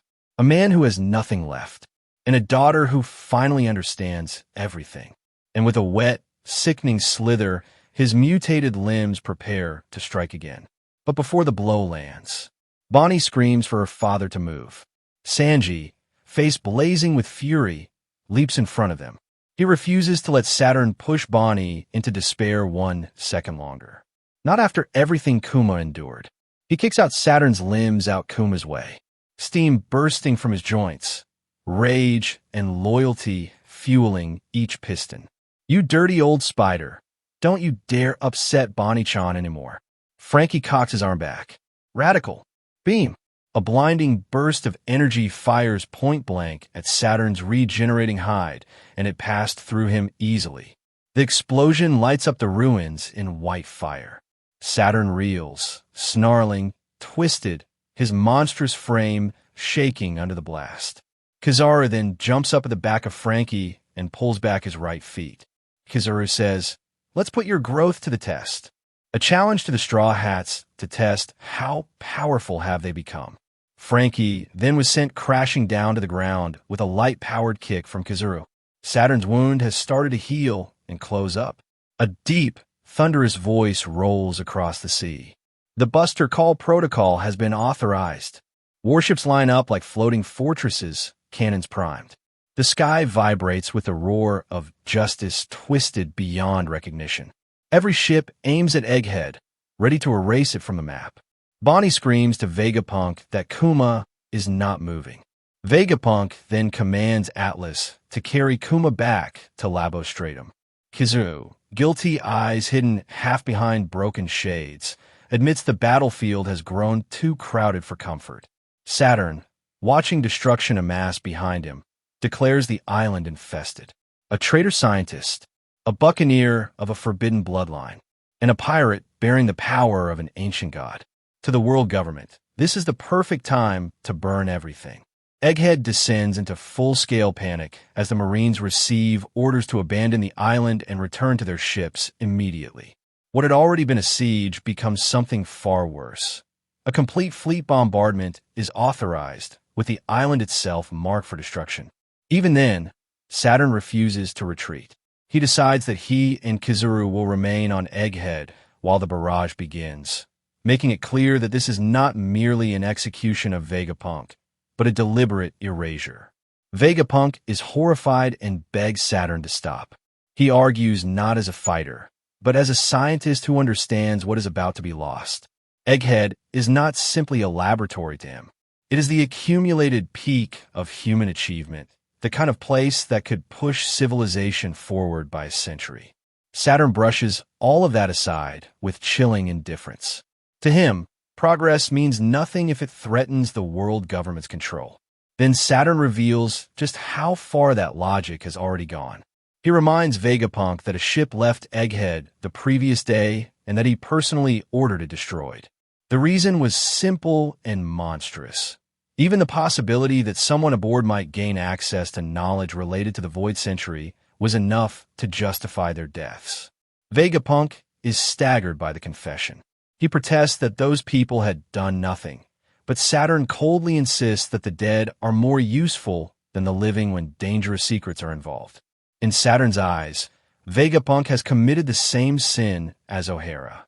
He dug into the forbidden past, mistook curiosity for virtue, and endangered the world by wanting to know too much. That comparison leaves Vegapunk shaken to the core. While that ideological clash plays out, the rest of Egghead is collapsing into frantic motion. The pacifista are ordered to stay on the island while everyone else evacuates, and the Straw Hats try to salvage their escape through the confusion.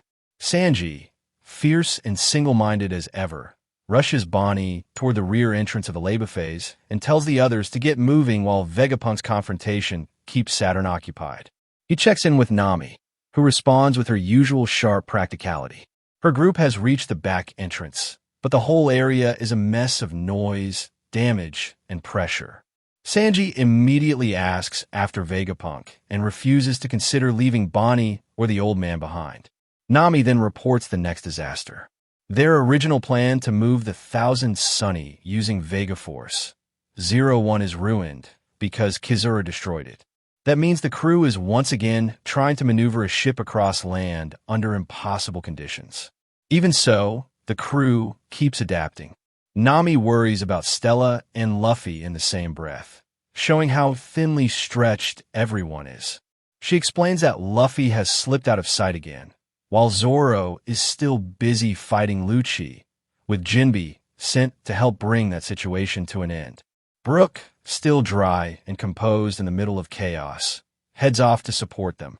Frankie, loud and exasperated but completely committed, pushes everyone forward and fumes at the absurdity of the crew somehow getting trapped inside yet another buster call. Atlas, by contrast, charges ahead with aggressive confidence, convinced that Bonney can still make it to safety if they move fast enough. Outside, the naval operation reaches its final stage.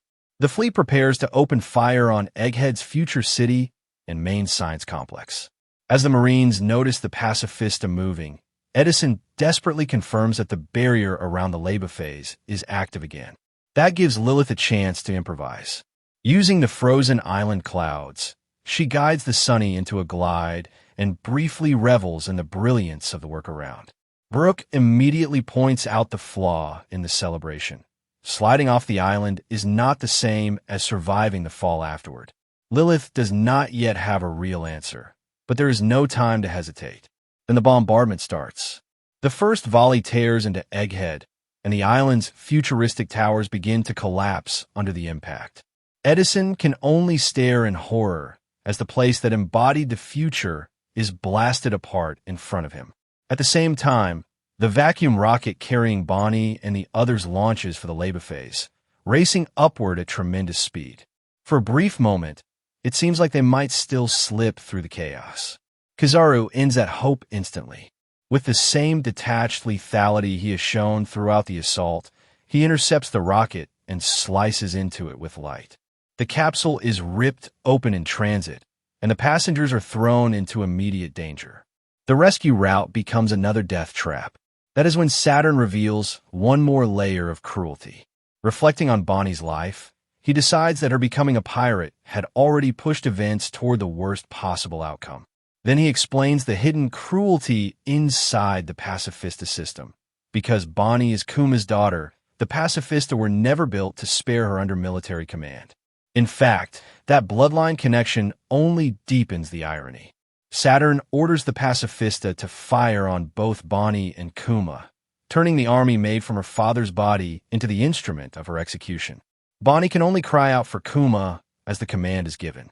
Elsewhere, the Marines continue struggling to deal with Luffy, frustrated that they are too bloated and sluggish from recent events to move properly, while still recognizing that the man they are facing is an emperor and far too dangerous to ignore. Another report comes in from the sea. The vessel that fled Egghead was not destroyed after all. Someone unexpected has intervened, and a new force has entered the battlefield. Above the ruined island, Saturn physically seizes Bonney and looms over her with absolute contempt. To him, her desperation means nothing. Her struggle is reduced to something small, frantic, and beneath pity. With Kizaru closing in, the pacifista turned against her, Egghead under bombardment, and an unknown presence arriving offshore. The chapter closes on the image of Bonney trapped in the hands of power that intends to crush her completely. Egghead moves from catastrophe into open collapse as the Buster Call keeps pounding the island, and even outside observers realize the news reports were not exaggerating anything. The government is genuinely trying to erase Egghead. Amid the destruction, the Marines close in on Luffy and are stunned to find that after devouring an absurd amount of food, he is already shaking off the weakness that had left him helpless. They try to convince themselves that if they move quickly, they can still bind an emperor before he returns to full strength. But the island is becoming too unstable even for them to control.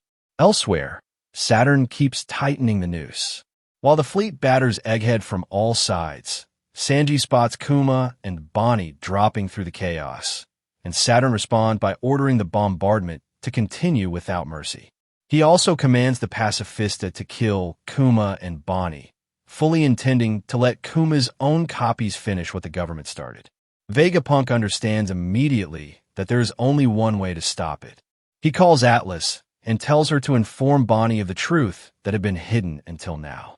As the wreckage falls, Atlas gets the message through, and Bonney desperately shouts to the pacifista, begging them not to fire on her group and to help them survive instead. The Marines below cannot even hear her clearly through the explosions, but the pacifista do. In an instant, the battlefield changes. The pacifista stop targeting Bonney and turn their fire on the Navy fleet itself. Ships that have been pressing the assault are suddenly torn apart by their own side's weapons, and the Marine blockade falls into chaos as officers scream that the pacifista have turned on them. That is when Vegapunk finally lays bare Kuma's last act of love. He explains that Kuma could never endure the thought of Bonney dying at the hands of a machine made in his image. Because of that, Vegapunk secretly altered every Kuma model pacifista so that Bonney's orders would outrank every other command in the world, even those of the highest authorities. He admits that this was the one selfish choice he made for Kuma's sake.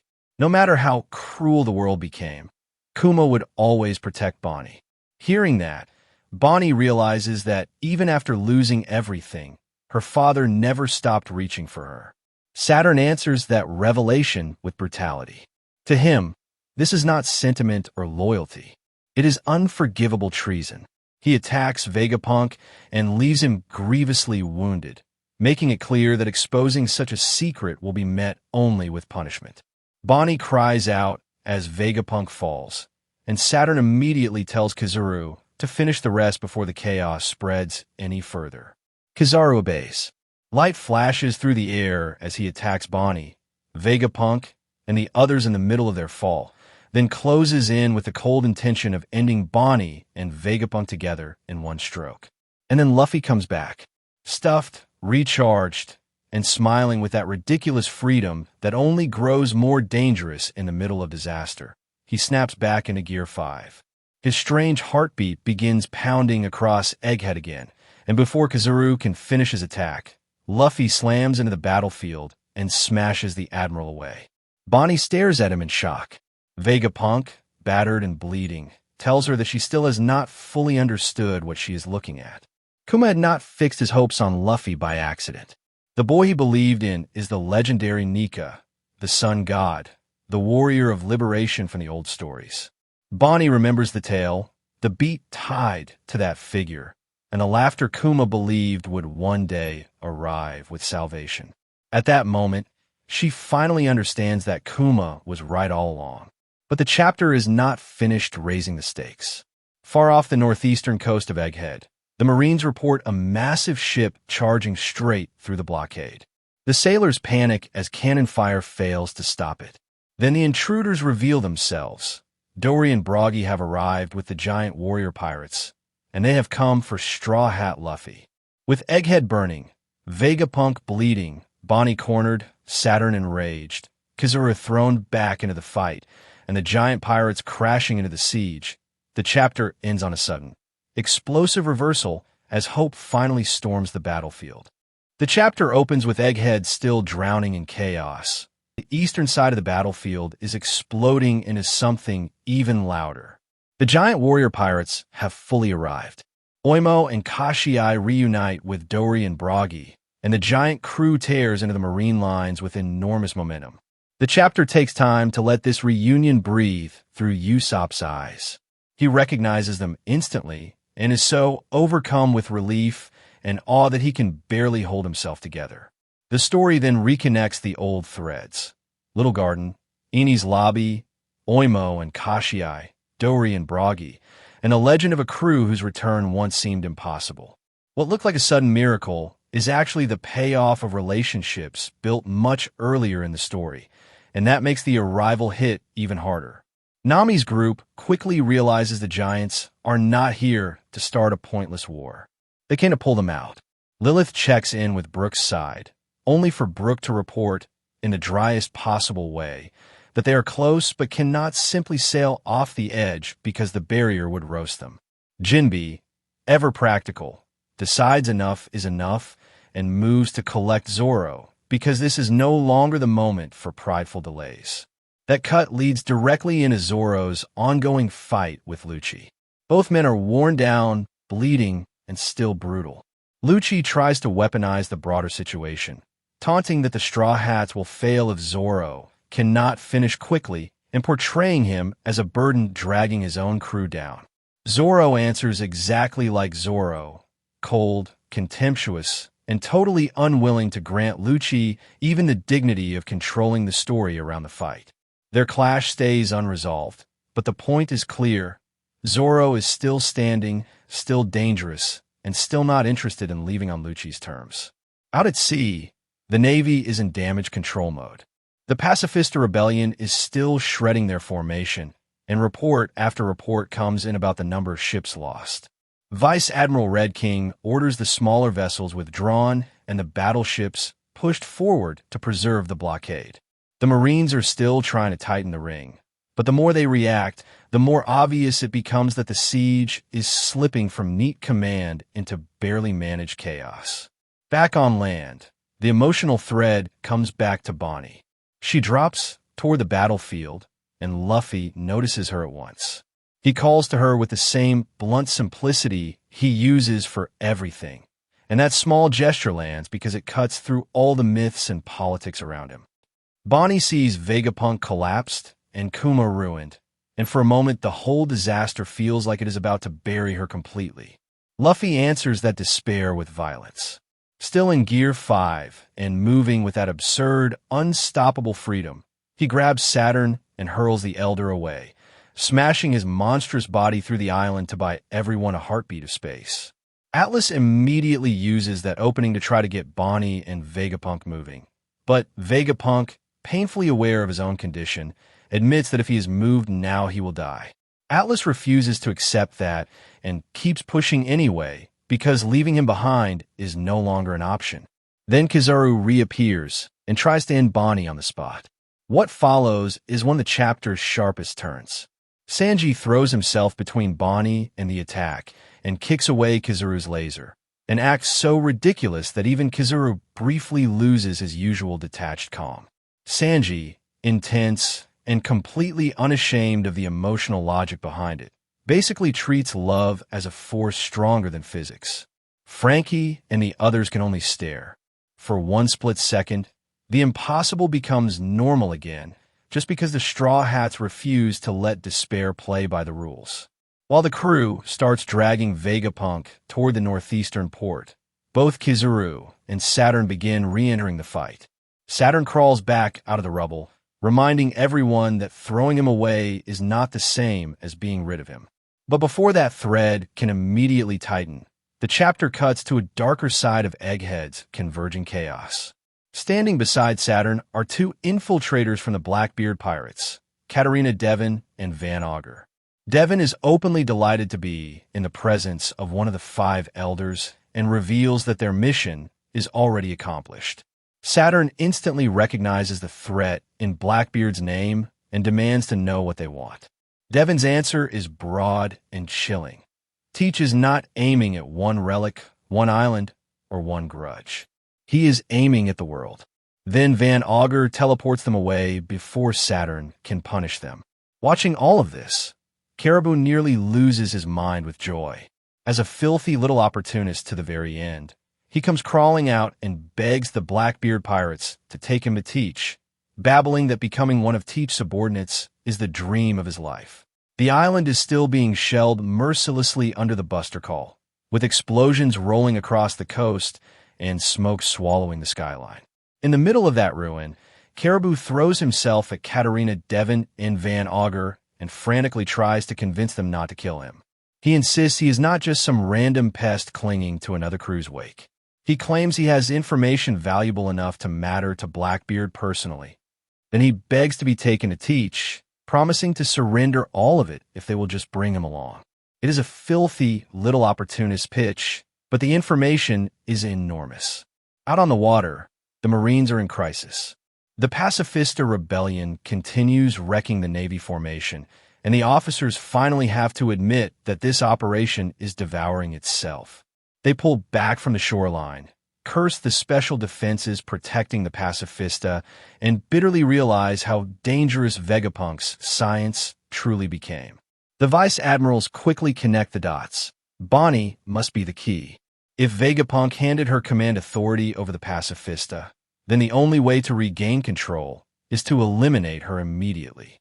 One of them bitterly wonders whether the Buster Call can even be paused at this stage, but the answer is obvious. There is no turning back. Their response is simple and brutal. Every available vice admiral is ordered to hunt Bonney down, and they map her escape path toward the northeastern coast. That manhunt almost succeeds. Vice Admiral Tosa charges in, bragging about the power of his grip and fully expecting to crush Bonney's group before they can get another step. Instead, he gets hammered aside in an instant by the giants. Dory and Broggy burst in like a wave of raw force, rescuing Bonney and Frankie's side and announcing themselves with the same larger-than-life presence that made them legends long ago. They make it clear they came to collect the straw hats, not to settle some old feud. At first, they do not know exactly who Bonney and the others are, but the tone is never hostile. Bonney, shaken and desperate, wastes no time asking for help. Luffy, Sanji, and Vegapunk are still trapped behind them. The giant captains answer with broad, honest certainty. They are warriors of Elbaf. They owe Luffy a debt, and anyone tied to him will be protected if they can manage it. The moment Vegapunk's name comes up, they recognize it too, recalling the scholar spoken of by their people.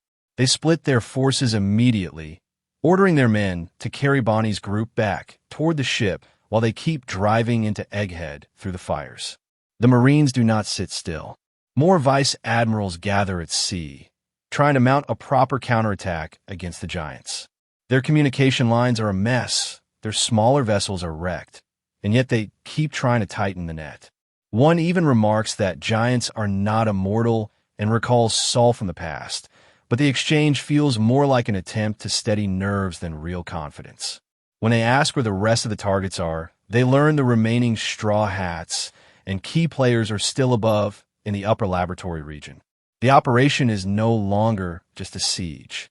It has turned into multiple overlapping hunts happening at once. Back on the island, the emotional pressure tightens around Vegapunk.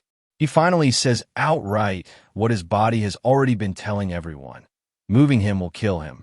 He admits he had hoped Bonney's command authority over the Pacifista could stay hidden until she was older, but that hope is gone now. Even so, he refuses to act as though Bonney's safety matters less than his own. He reminds the others of the promise to get her off the island and begs Sanji to protect her for the rest of her life, because after what happened here, she will never stop being hunted. As that plea lands, Saturn advances again in a form so monstrous that the crew can barely see anything human left in him at all. Then the battlefield collapses into another desperate scramble. Saturn attacks. Sanji grabs Vegapunk and tries to move him anyway, and Luffy works to keep the Elder Pin down long enough for the others to escape. But the opening never fully forms. Kizaru suddenly re-enters the fight at the worst possible moment, and his attack breaks the retreat. Sanji is forced off balance. Vegapunk takes another terrible hit, and the old man's condition worsens even further. He still tries to speak. He still tries to stay present. But the body is plainly failing now. That is when the chapter ends with its biggest turn. Luffy, done giving either of them room to move, reacts with pure anger and absurd physical dominance. In Gear 5, he grabs both Saturn and Kizaru at the same time, holding the two greatest threats on the island in his hands and refusing to let them interfere any longer. But even that is not the final hook. Elsewhere on Egghead, Vegapunk's message system comes to life. Static clears. A microphone check rolls across the island. Then the scientist begins addressing the entire world. He introduces himself calmly and says the truth he is about to reveal will shock everyone. With Egghead burning, Vegapunk dying, Bonney being carried towards safety, the giants crashing through the siege, and Luffy physically clutching both Saturn and Kizaru, Chapter 1108 closes on the start of a global revelation. Vegapunk is about to tell the world the truth. This chapter shifts the battle on Egghead from desperate escape to world-level countdown. Vegapunk's broadcast continues, but instead of jumping straight to the secret, the recording first explains why he designed it this way. He knew that if he sent the message too suddenly, it might vanish before the world had time to properly receive it, relay it, and preserve it. News moves fast, but not instantly, and he did not want the truth to die halfway through transmission. Around Egghead, those hearing the signal begin to understand that this is no ordinary emergency message. The sound is spilling from every ship's transponder snail, and even the Marines start asking where it is coming from and whether somebody can block it before it reaches the rest of the world. The recording reveals that Vegapunk's original plan was even more cautious. He wanted to force a worldwide relay strong enough that as many people as possible could hear and, more importantly, see what he had to say. That meant giving visual mushy time to be prepared in different countries and seas. In the middle of the chaos, Luffy is still physically pinning Saturn down while the message calmly lays out all the logic behind its own delay. Vegapunk had originally intended to wait a full hour. His allies listening to the message are left stunned because in the middle of a buster call, an hour sounds like madness. But the recording answers that too. Vegapunk admits that if powerful enemies wanted to silence him, waiting too long would hand them the perfect opportunity. So he cuts that interval down and settles on 10 minutes instead. That change immediately makes the situation even more urgent. In Mary Geos, the five elders realize what has happened. They conclude that Vegapunk likely rigged the message to begin only after the death of his real body, which means the kill order they carried out may have triggered the very disaster they wanted to avoid. Worse still, they have no idea what he is about to reveal. Their reaction is not calm. It is the cold, panicked fury of rulers who realize they may already be too late. The message spreads across the world at incredible speed. In Dressrosa, people rush to prepare screens. In Fusha Village, in Water 7, and in other islands across the seas, civilians wake one another up, scramble to get visual snails ready, and try to guess what could possibly be so important that the world's greatest scientist would interrupt everyone at once. At the World Economic Journal, sharp-eyed observers notice a key detail. The egghead shown on the recording does not match the island's present condition under bombardment, confirming that the transmission was pre-recorded. That realization only makes it more ominous. Vegapunk had planned for this. He expected to die, and he decided that only then would he speak. Even the revolutionary side and distant corners of the world stop to pay attention. Everywhere, the same question starts building. What truth could be worth this much preparation, this much risk, and this much certainty of death? At the center of all this, Luffy is still fighting like a man who has no intention of letting the villains breathe. He keeps hold of Saturn and Kizaru and says, in his own blunt way, that his friends have probably already escaped, so he does not need to worry about holding back anymore. What follows is classic Gear 5 insanity. Luffy turns Kizaru into a toy, slamming him around with ridiculous force and shaping the battlefield itself into a weapon. Kizaru, battered but still not finished, becomes a target for increasingly absurd punishment. Luffy eventually hurls him at terrifying speed, sending the admiral crashing into a Navy ship and throwing the Marines into total confusion. To them, the sight is unbelievable. An admiral has just been used like live ammunition. But the fight does not end there. Luffy turns back towards Saturn and demands, with growing impatience, what it is actually going to take to keep that monster down. Saturn recoils, Kizaru struggles to recover, and the Marines receive the order that matters most now. Vegapunk cannot be allowed to continue speaking. The broadcast has become more dangerous than any pirate on the island. Then the chapter swerves into something even worse. A strange black surge erupts over Egghead, marked by unnatural lightning and a presence that feels instantly wrong. Marines stare upward in fear, already recognizing the same kind of horror that accompanied Saturn's arrival. And then they see it, giant demonic legs descending toward the island. Saturn has begun summoning the others. One by one, the remaining 5 elders are being called down to Egghead. What started as a battle over escape, control, and one man's final message has now become a full descent of the highest monsters in the world government. The chapter closes on that dreadful escalation. Vegapunk's truth is almost ready to be heard, and the 5 elders are no longer content to leave Egghead in anyone else's hands. The chapter turns Egghead into full mythological chaos. What had already felt impossible in the previous chapter becomes undeniable now. All 5 elders are on the island at once, each in a monstrous form that looks less like a ruler and more like an ancient nightmare dragged into the real world.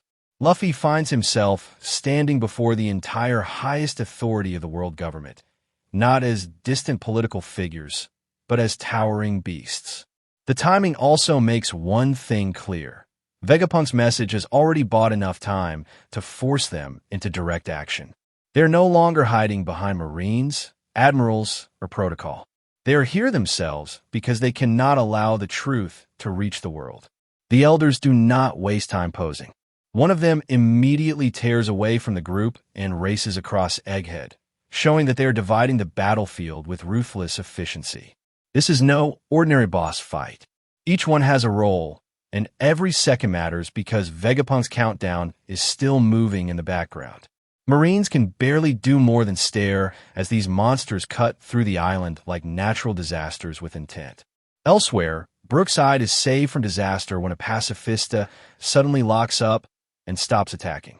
The Marines quickly understand that something has disrupted the network controlling the units.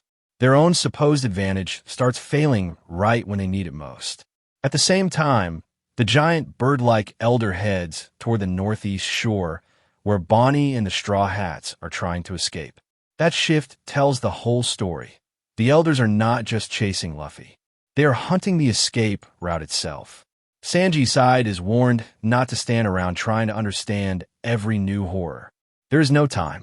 The Marines are confused, the pacifista are failing, and now one of the elders is literally flying straight for them. Escape becomes the only sensible priority. Even then, Egghead refuses to become simpler. Another elder is blasted away, but keeps moving, shrugging off what should have been a meaningful hit. Another slithers back into the fight as if the battlefield belongs to it. These creatures are not merely strong. They are stubborn in a way that makes normal combat feel almost useless. Then the terrain itself turns hostile. The worm-like elder begins burrowing through the island, making the ground unstable and threatening anyone trying to regroup. Amid that pressure, Nami's group finally links back up with Brook and Lilith, and Usopp, very much sounding like himself, makes sure everyone knows he deserves some credit for that success.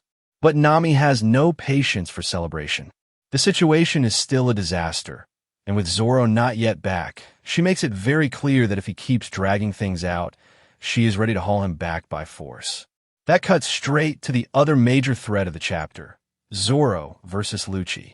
While the island is falling apart and monsters are swarming everywhere, Zoro is still locked in his duel. Jinbe arrives and immediately sees the problem with brutal clarity.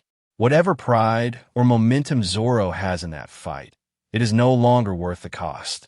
Everyone else is in danger.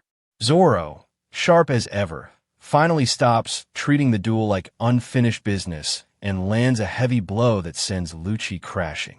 The moment hits like a reminder. Zoro was never outmatched. He was just late to remember that the real battlefield had already moved on. Back on Egghead, Dory and Broggy continue smashing through Marines with the force of a natural disaster. But they're not there simply to cause chaos. They came with purpose. They came for Straw Hat. Their arrival keeps the chapter's emotional balance intact, because against all this government horror, the Giants feel like an answer from the adventure side of One Piece itself. Loud, loyal, ancient, and impossible to ignore.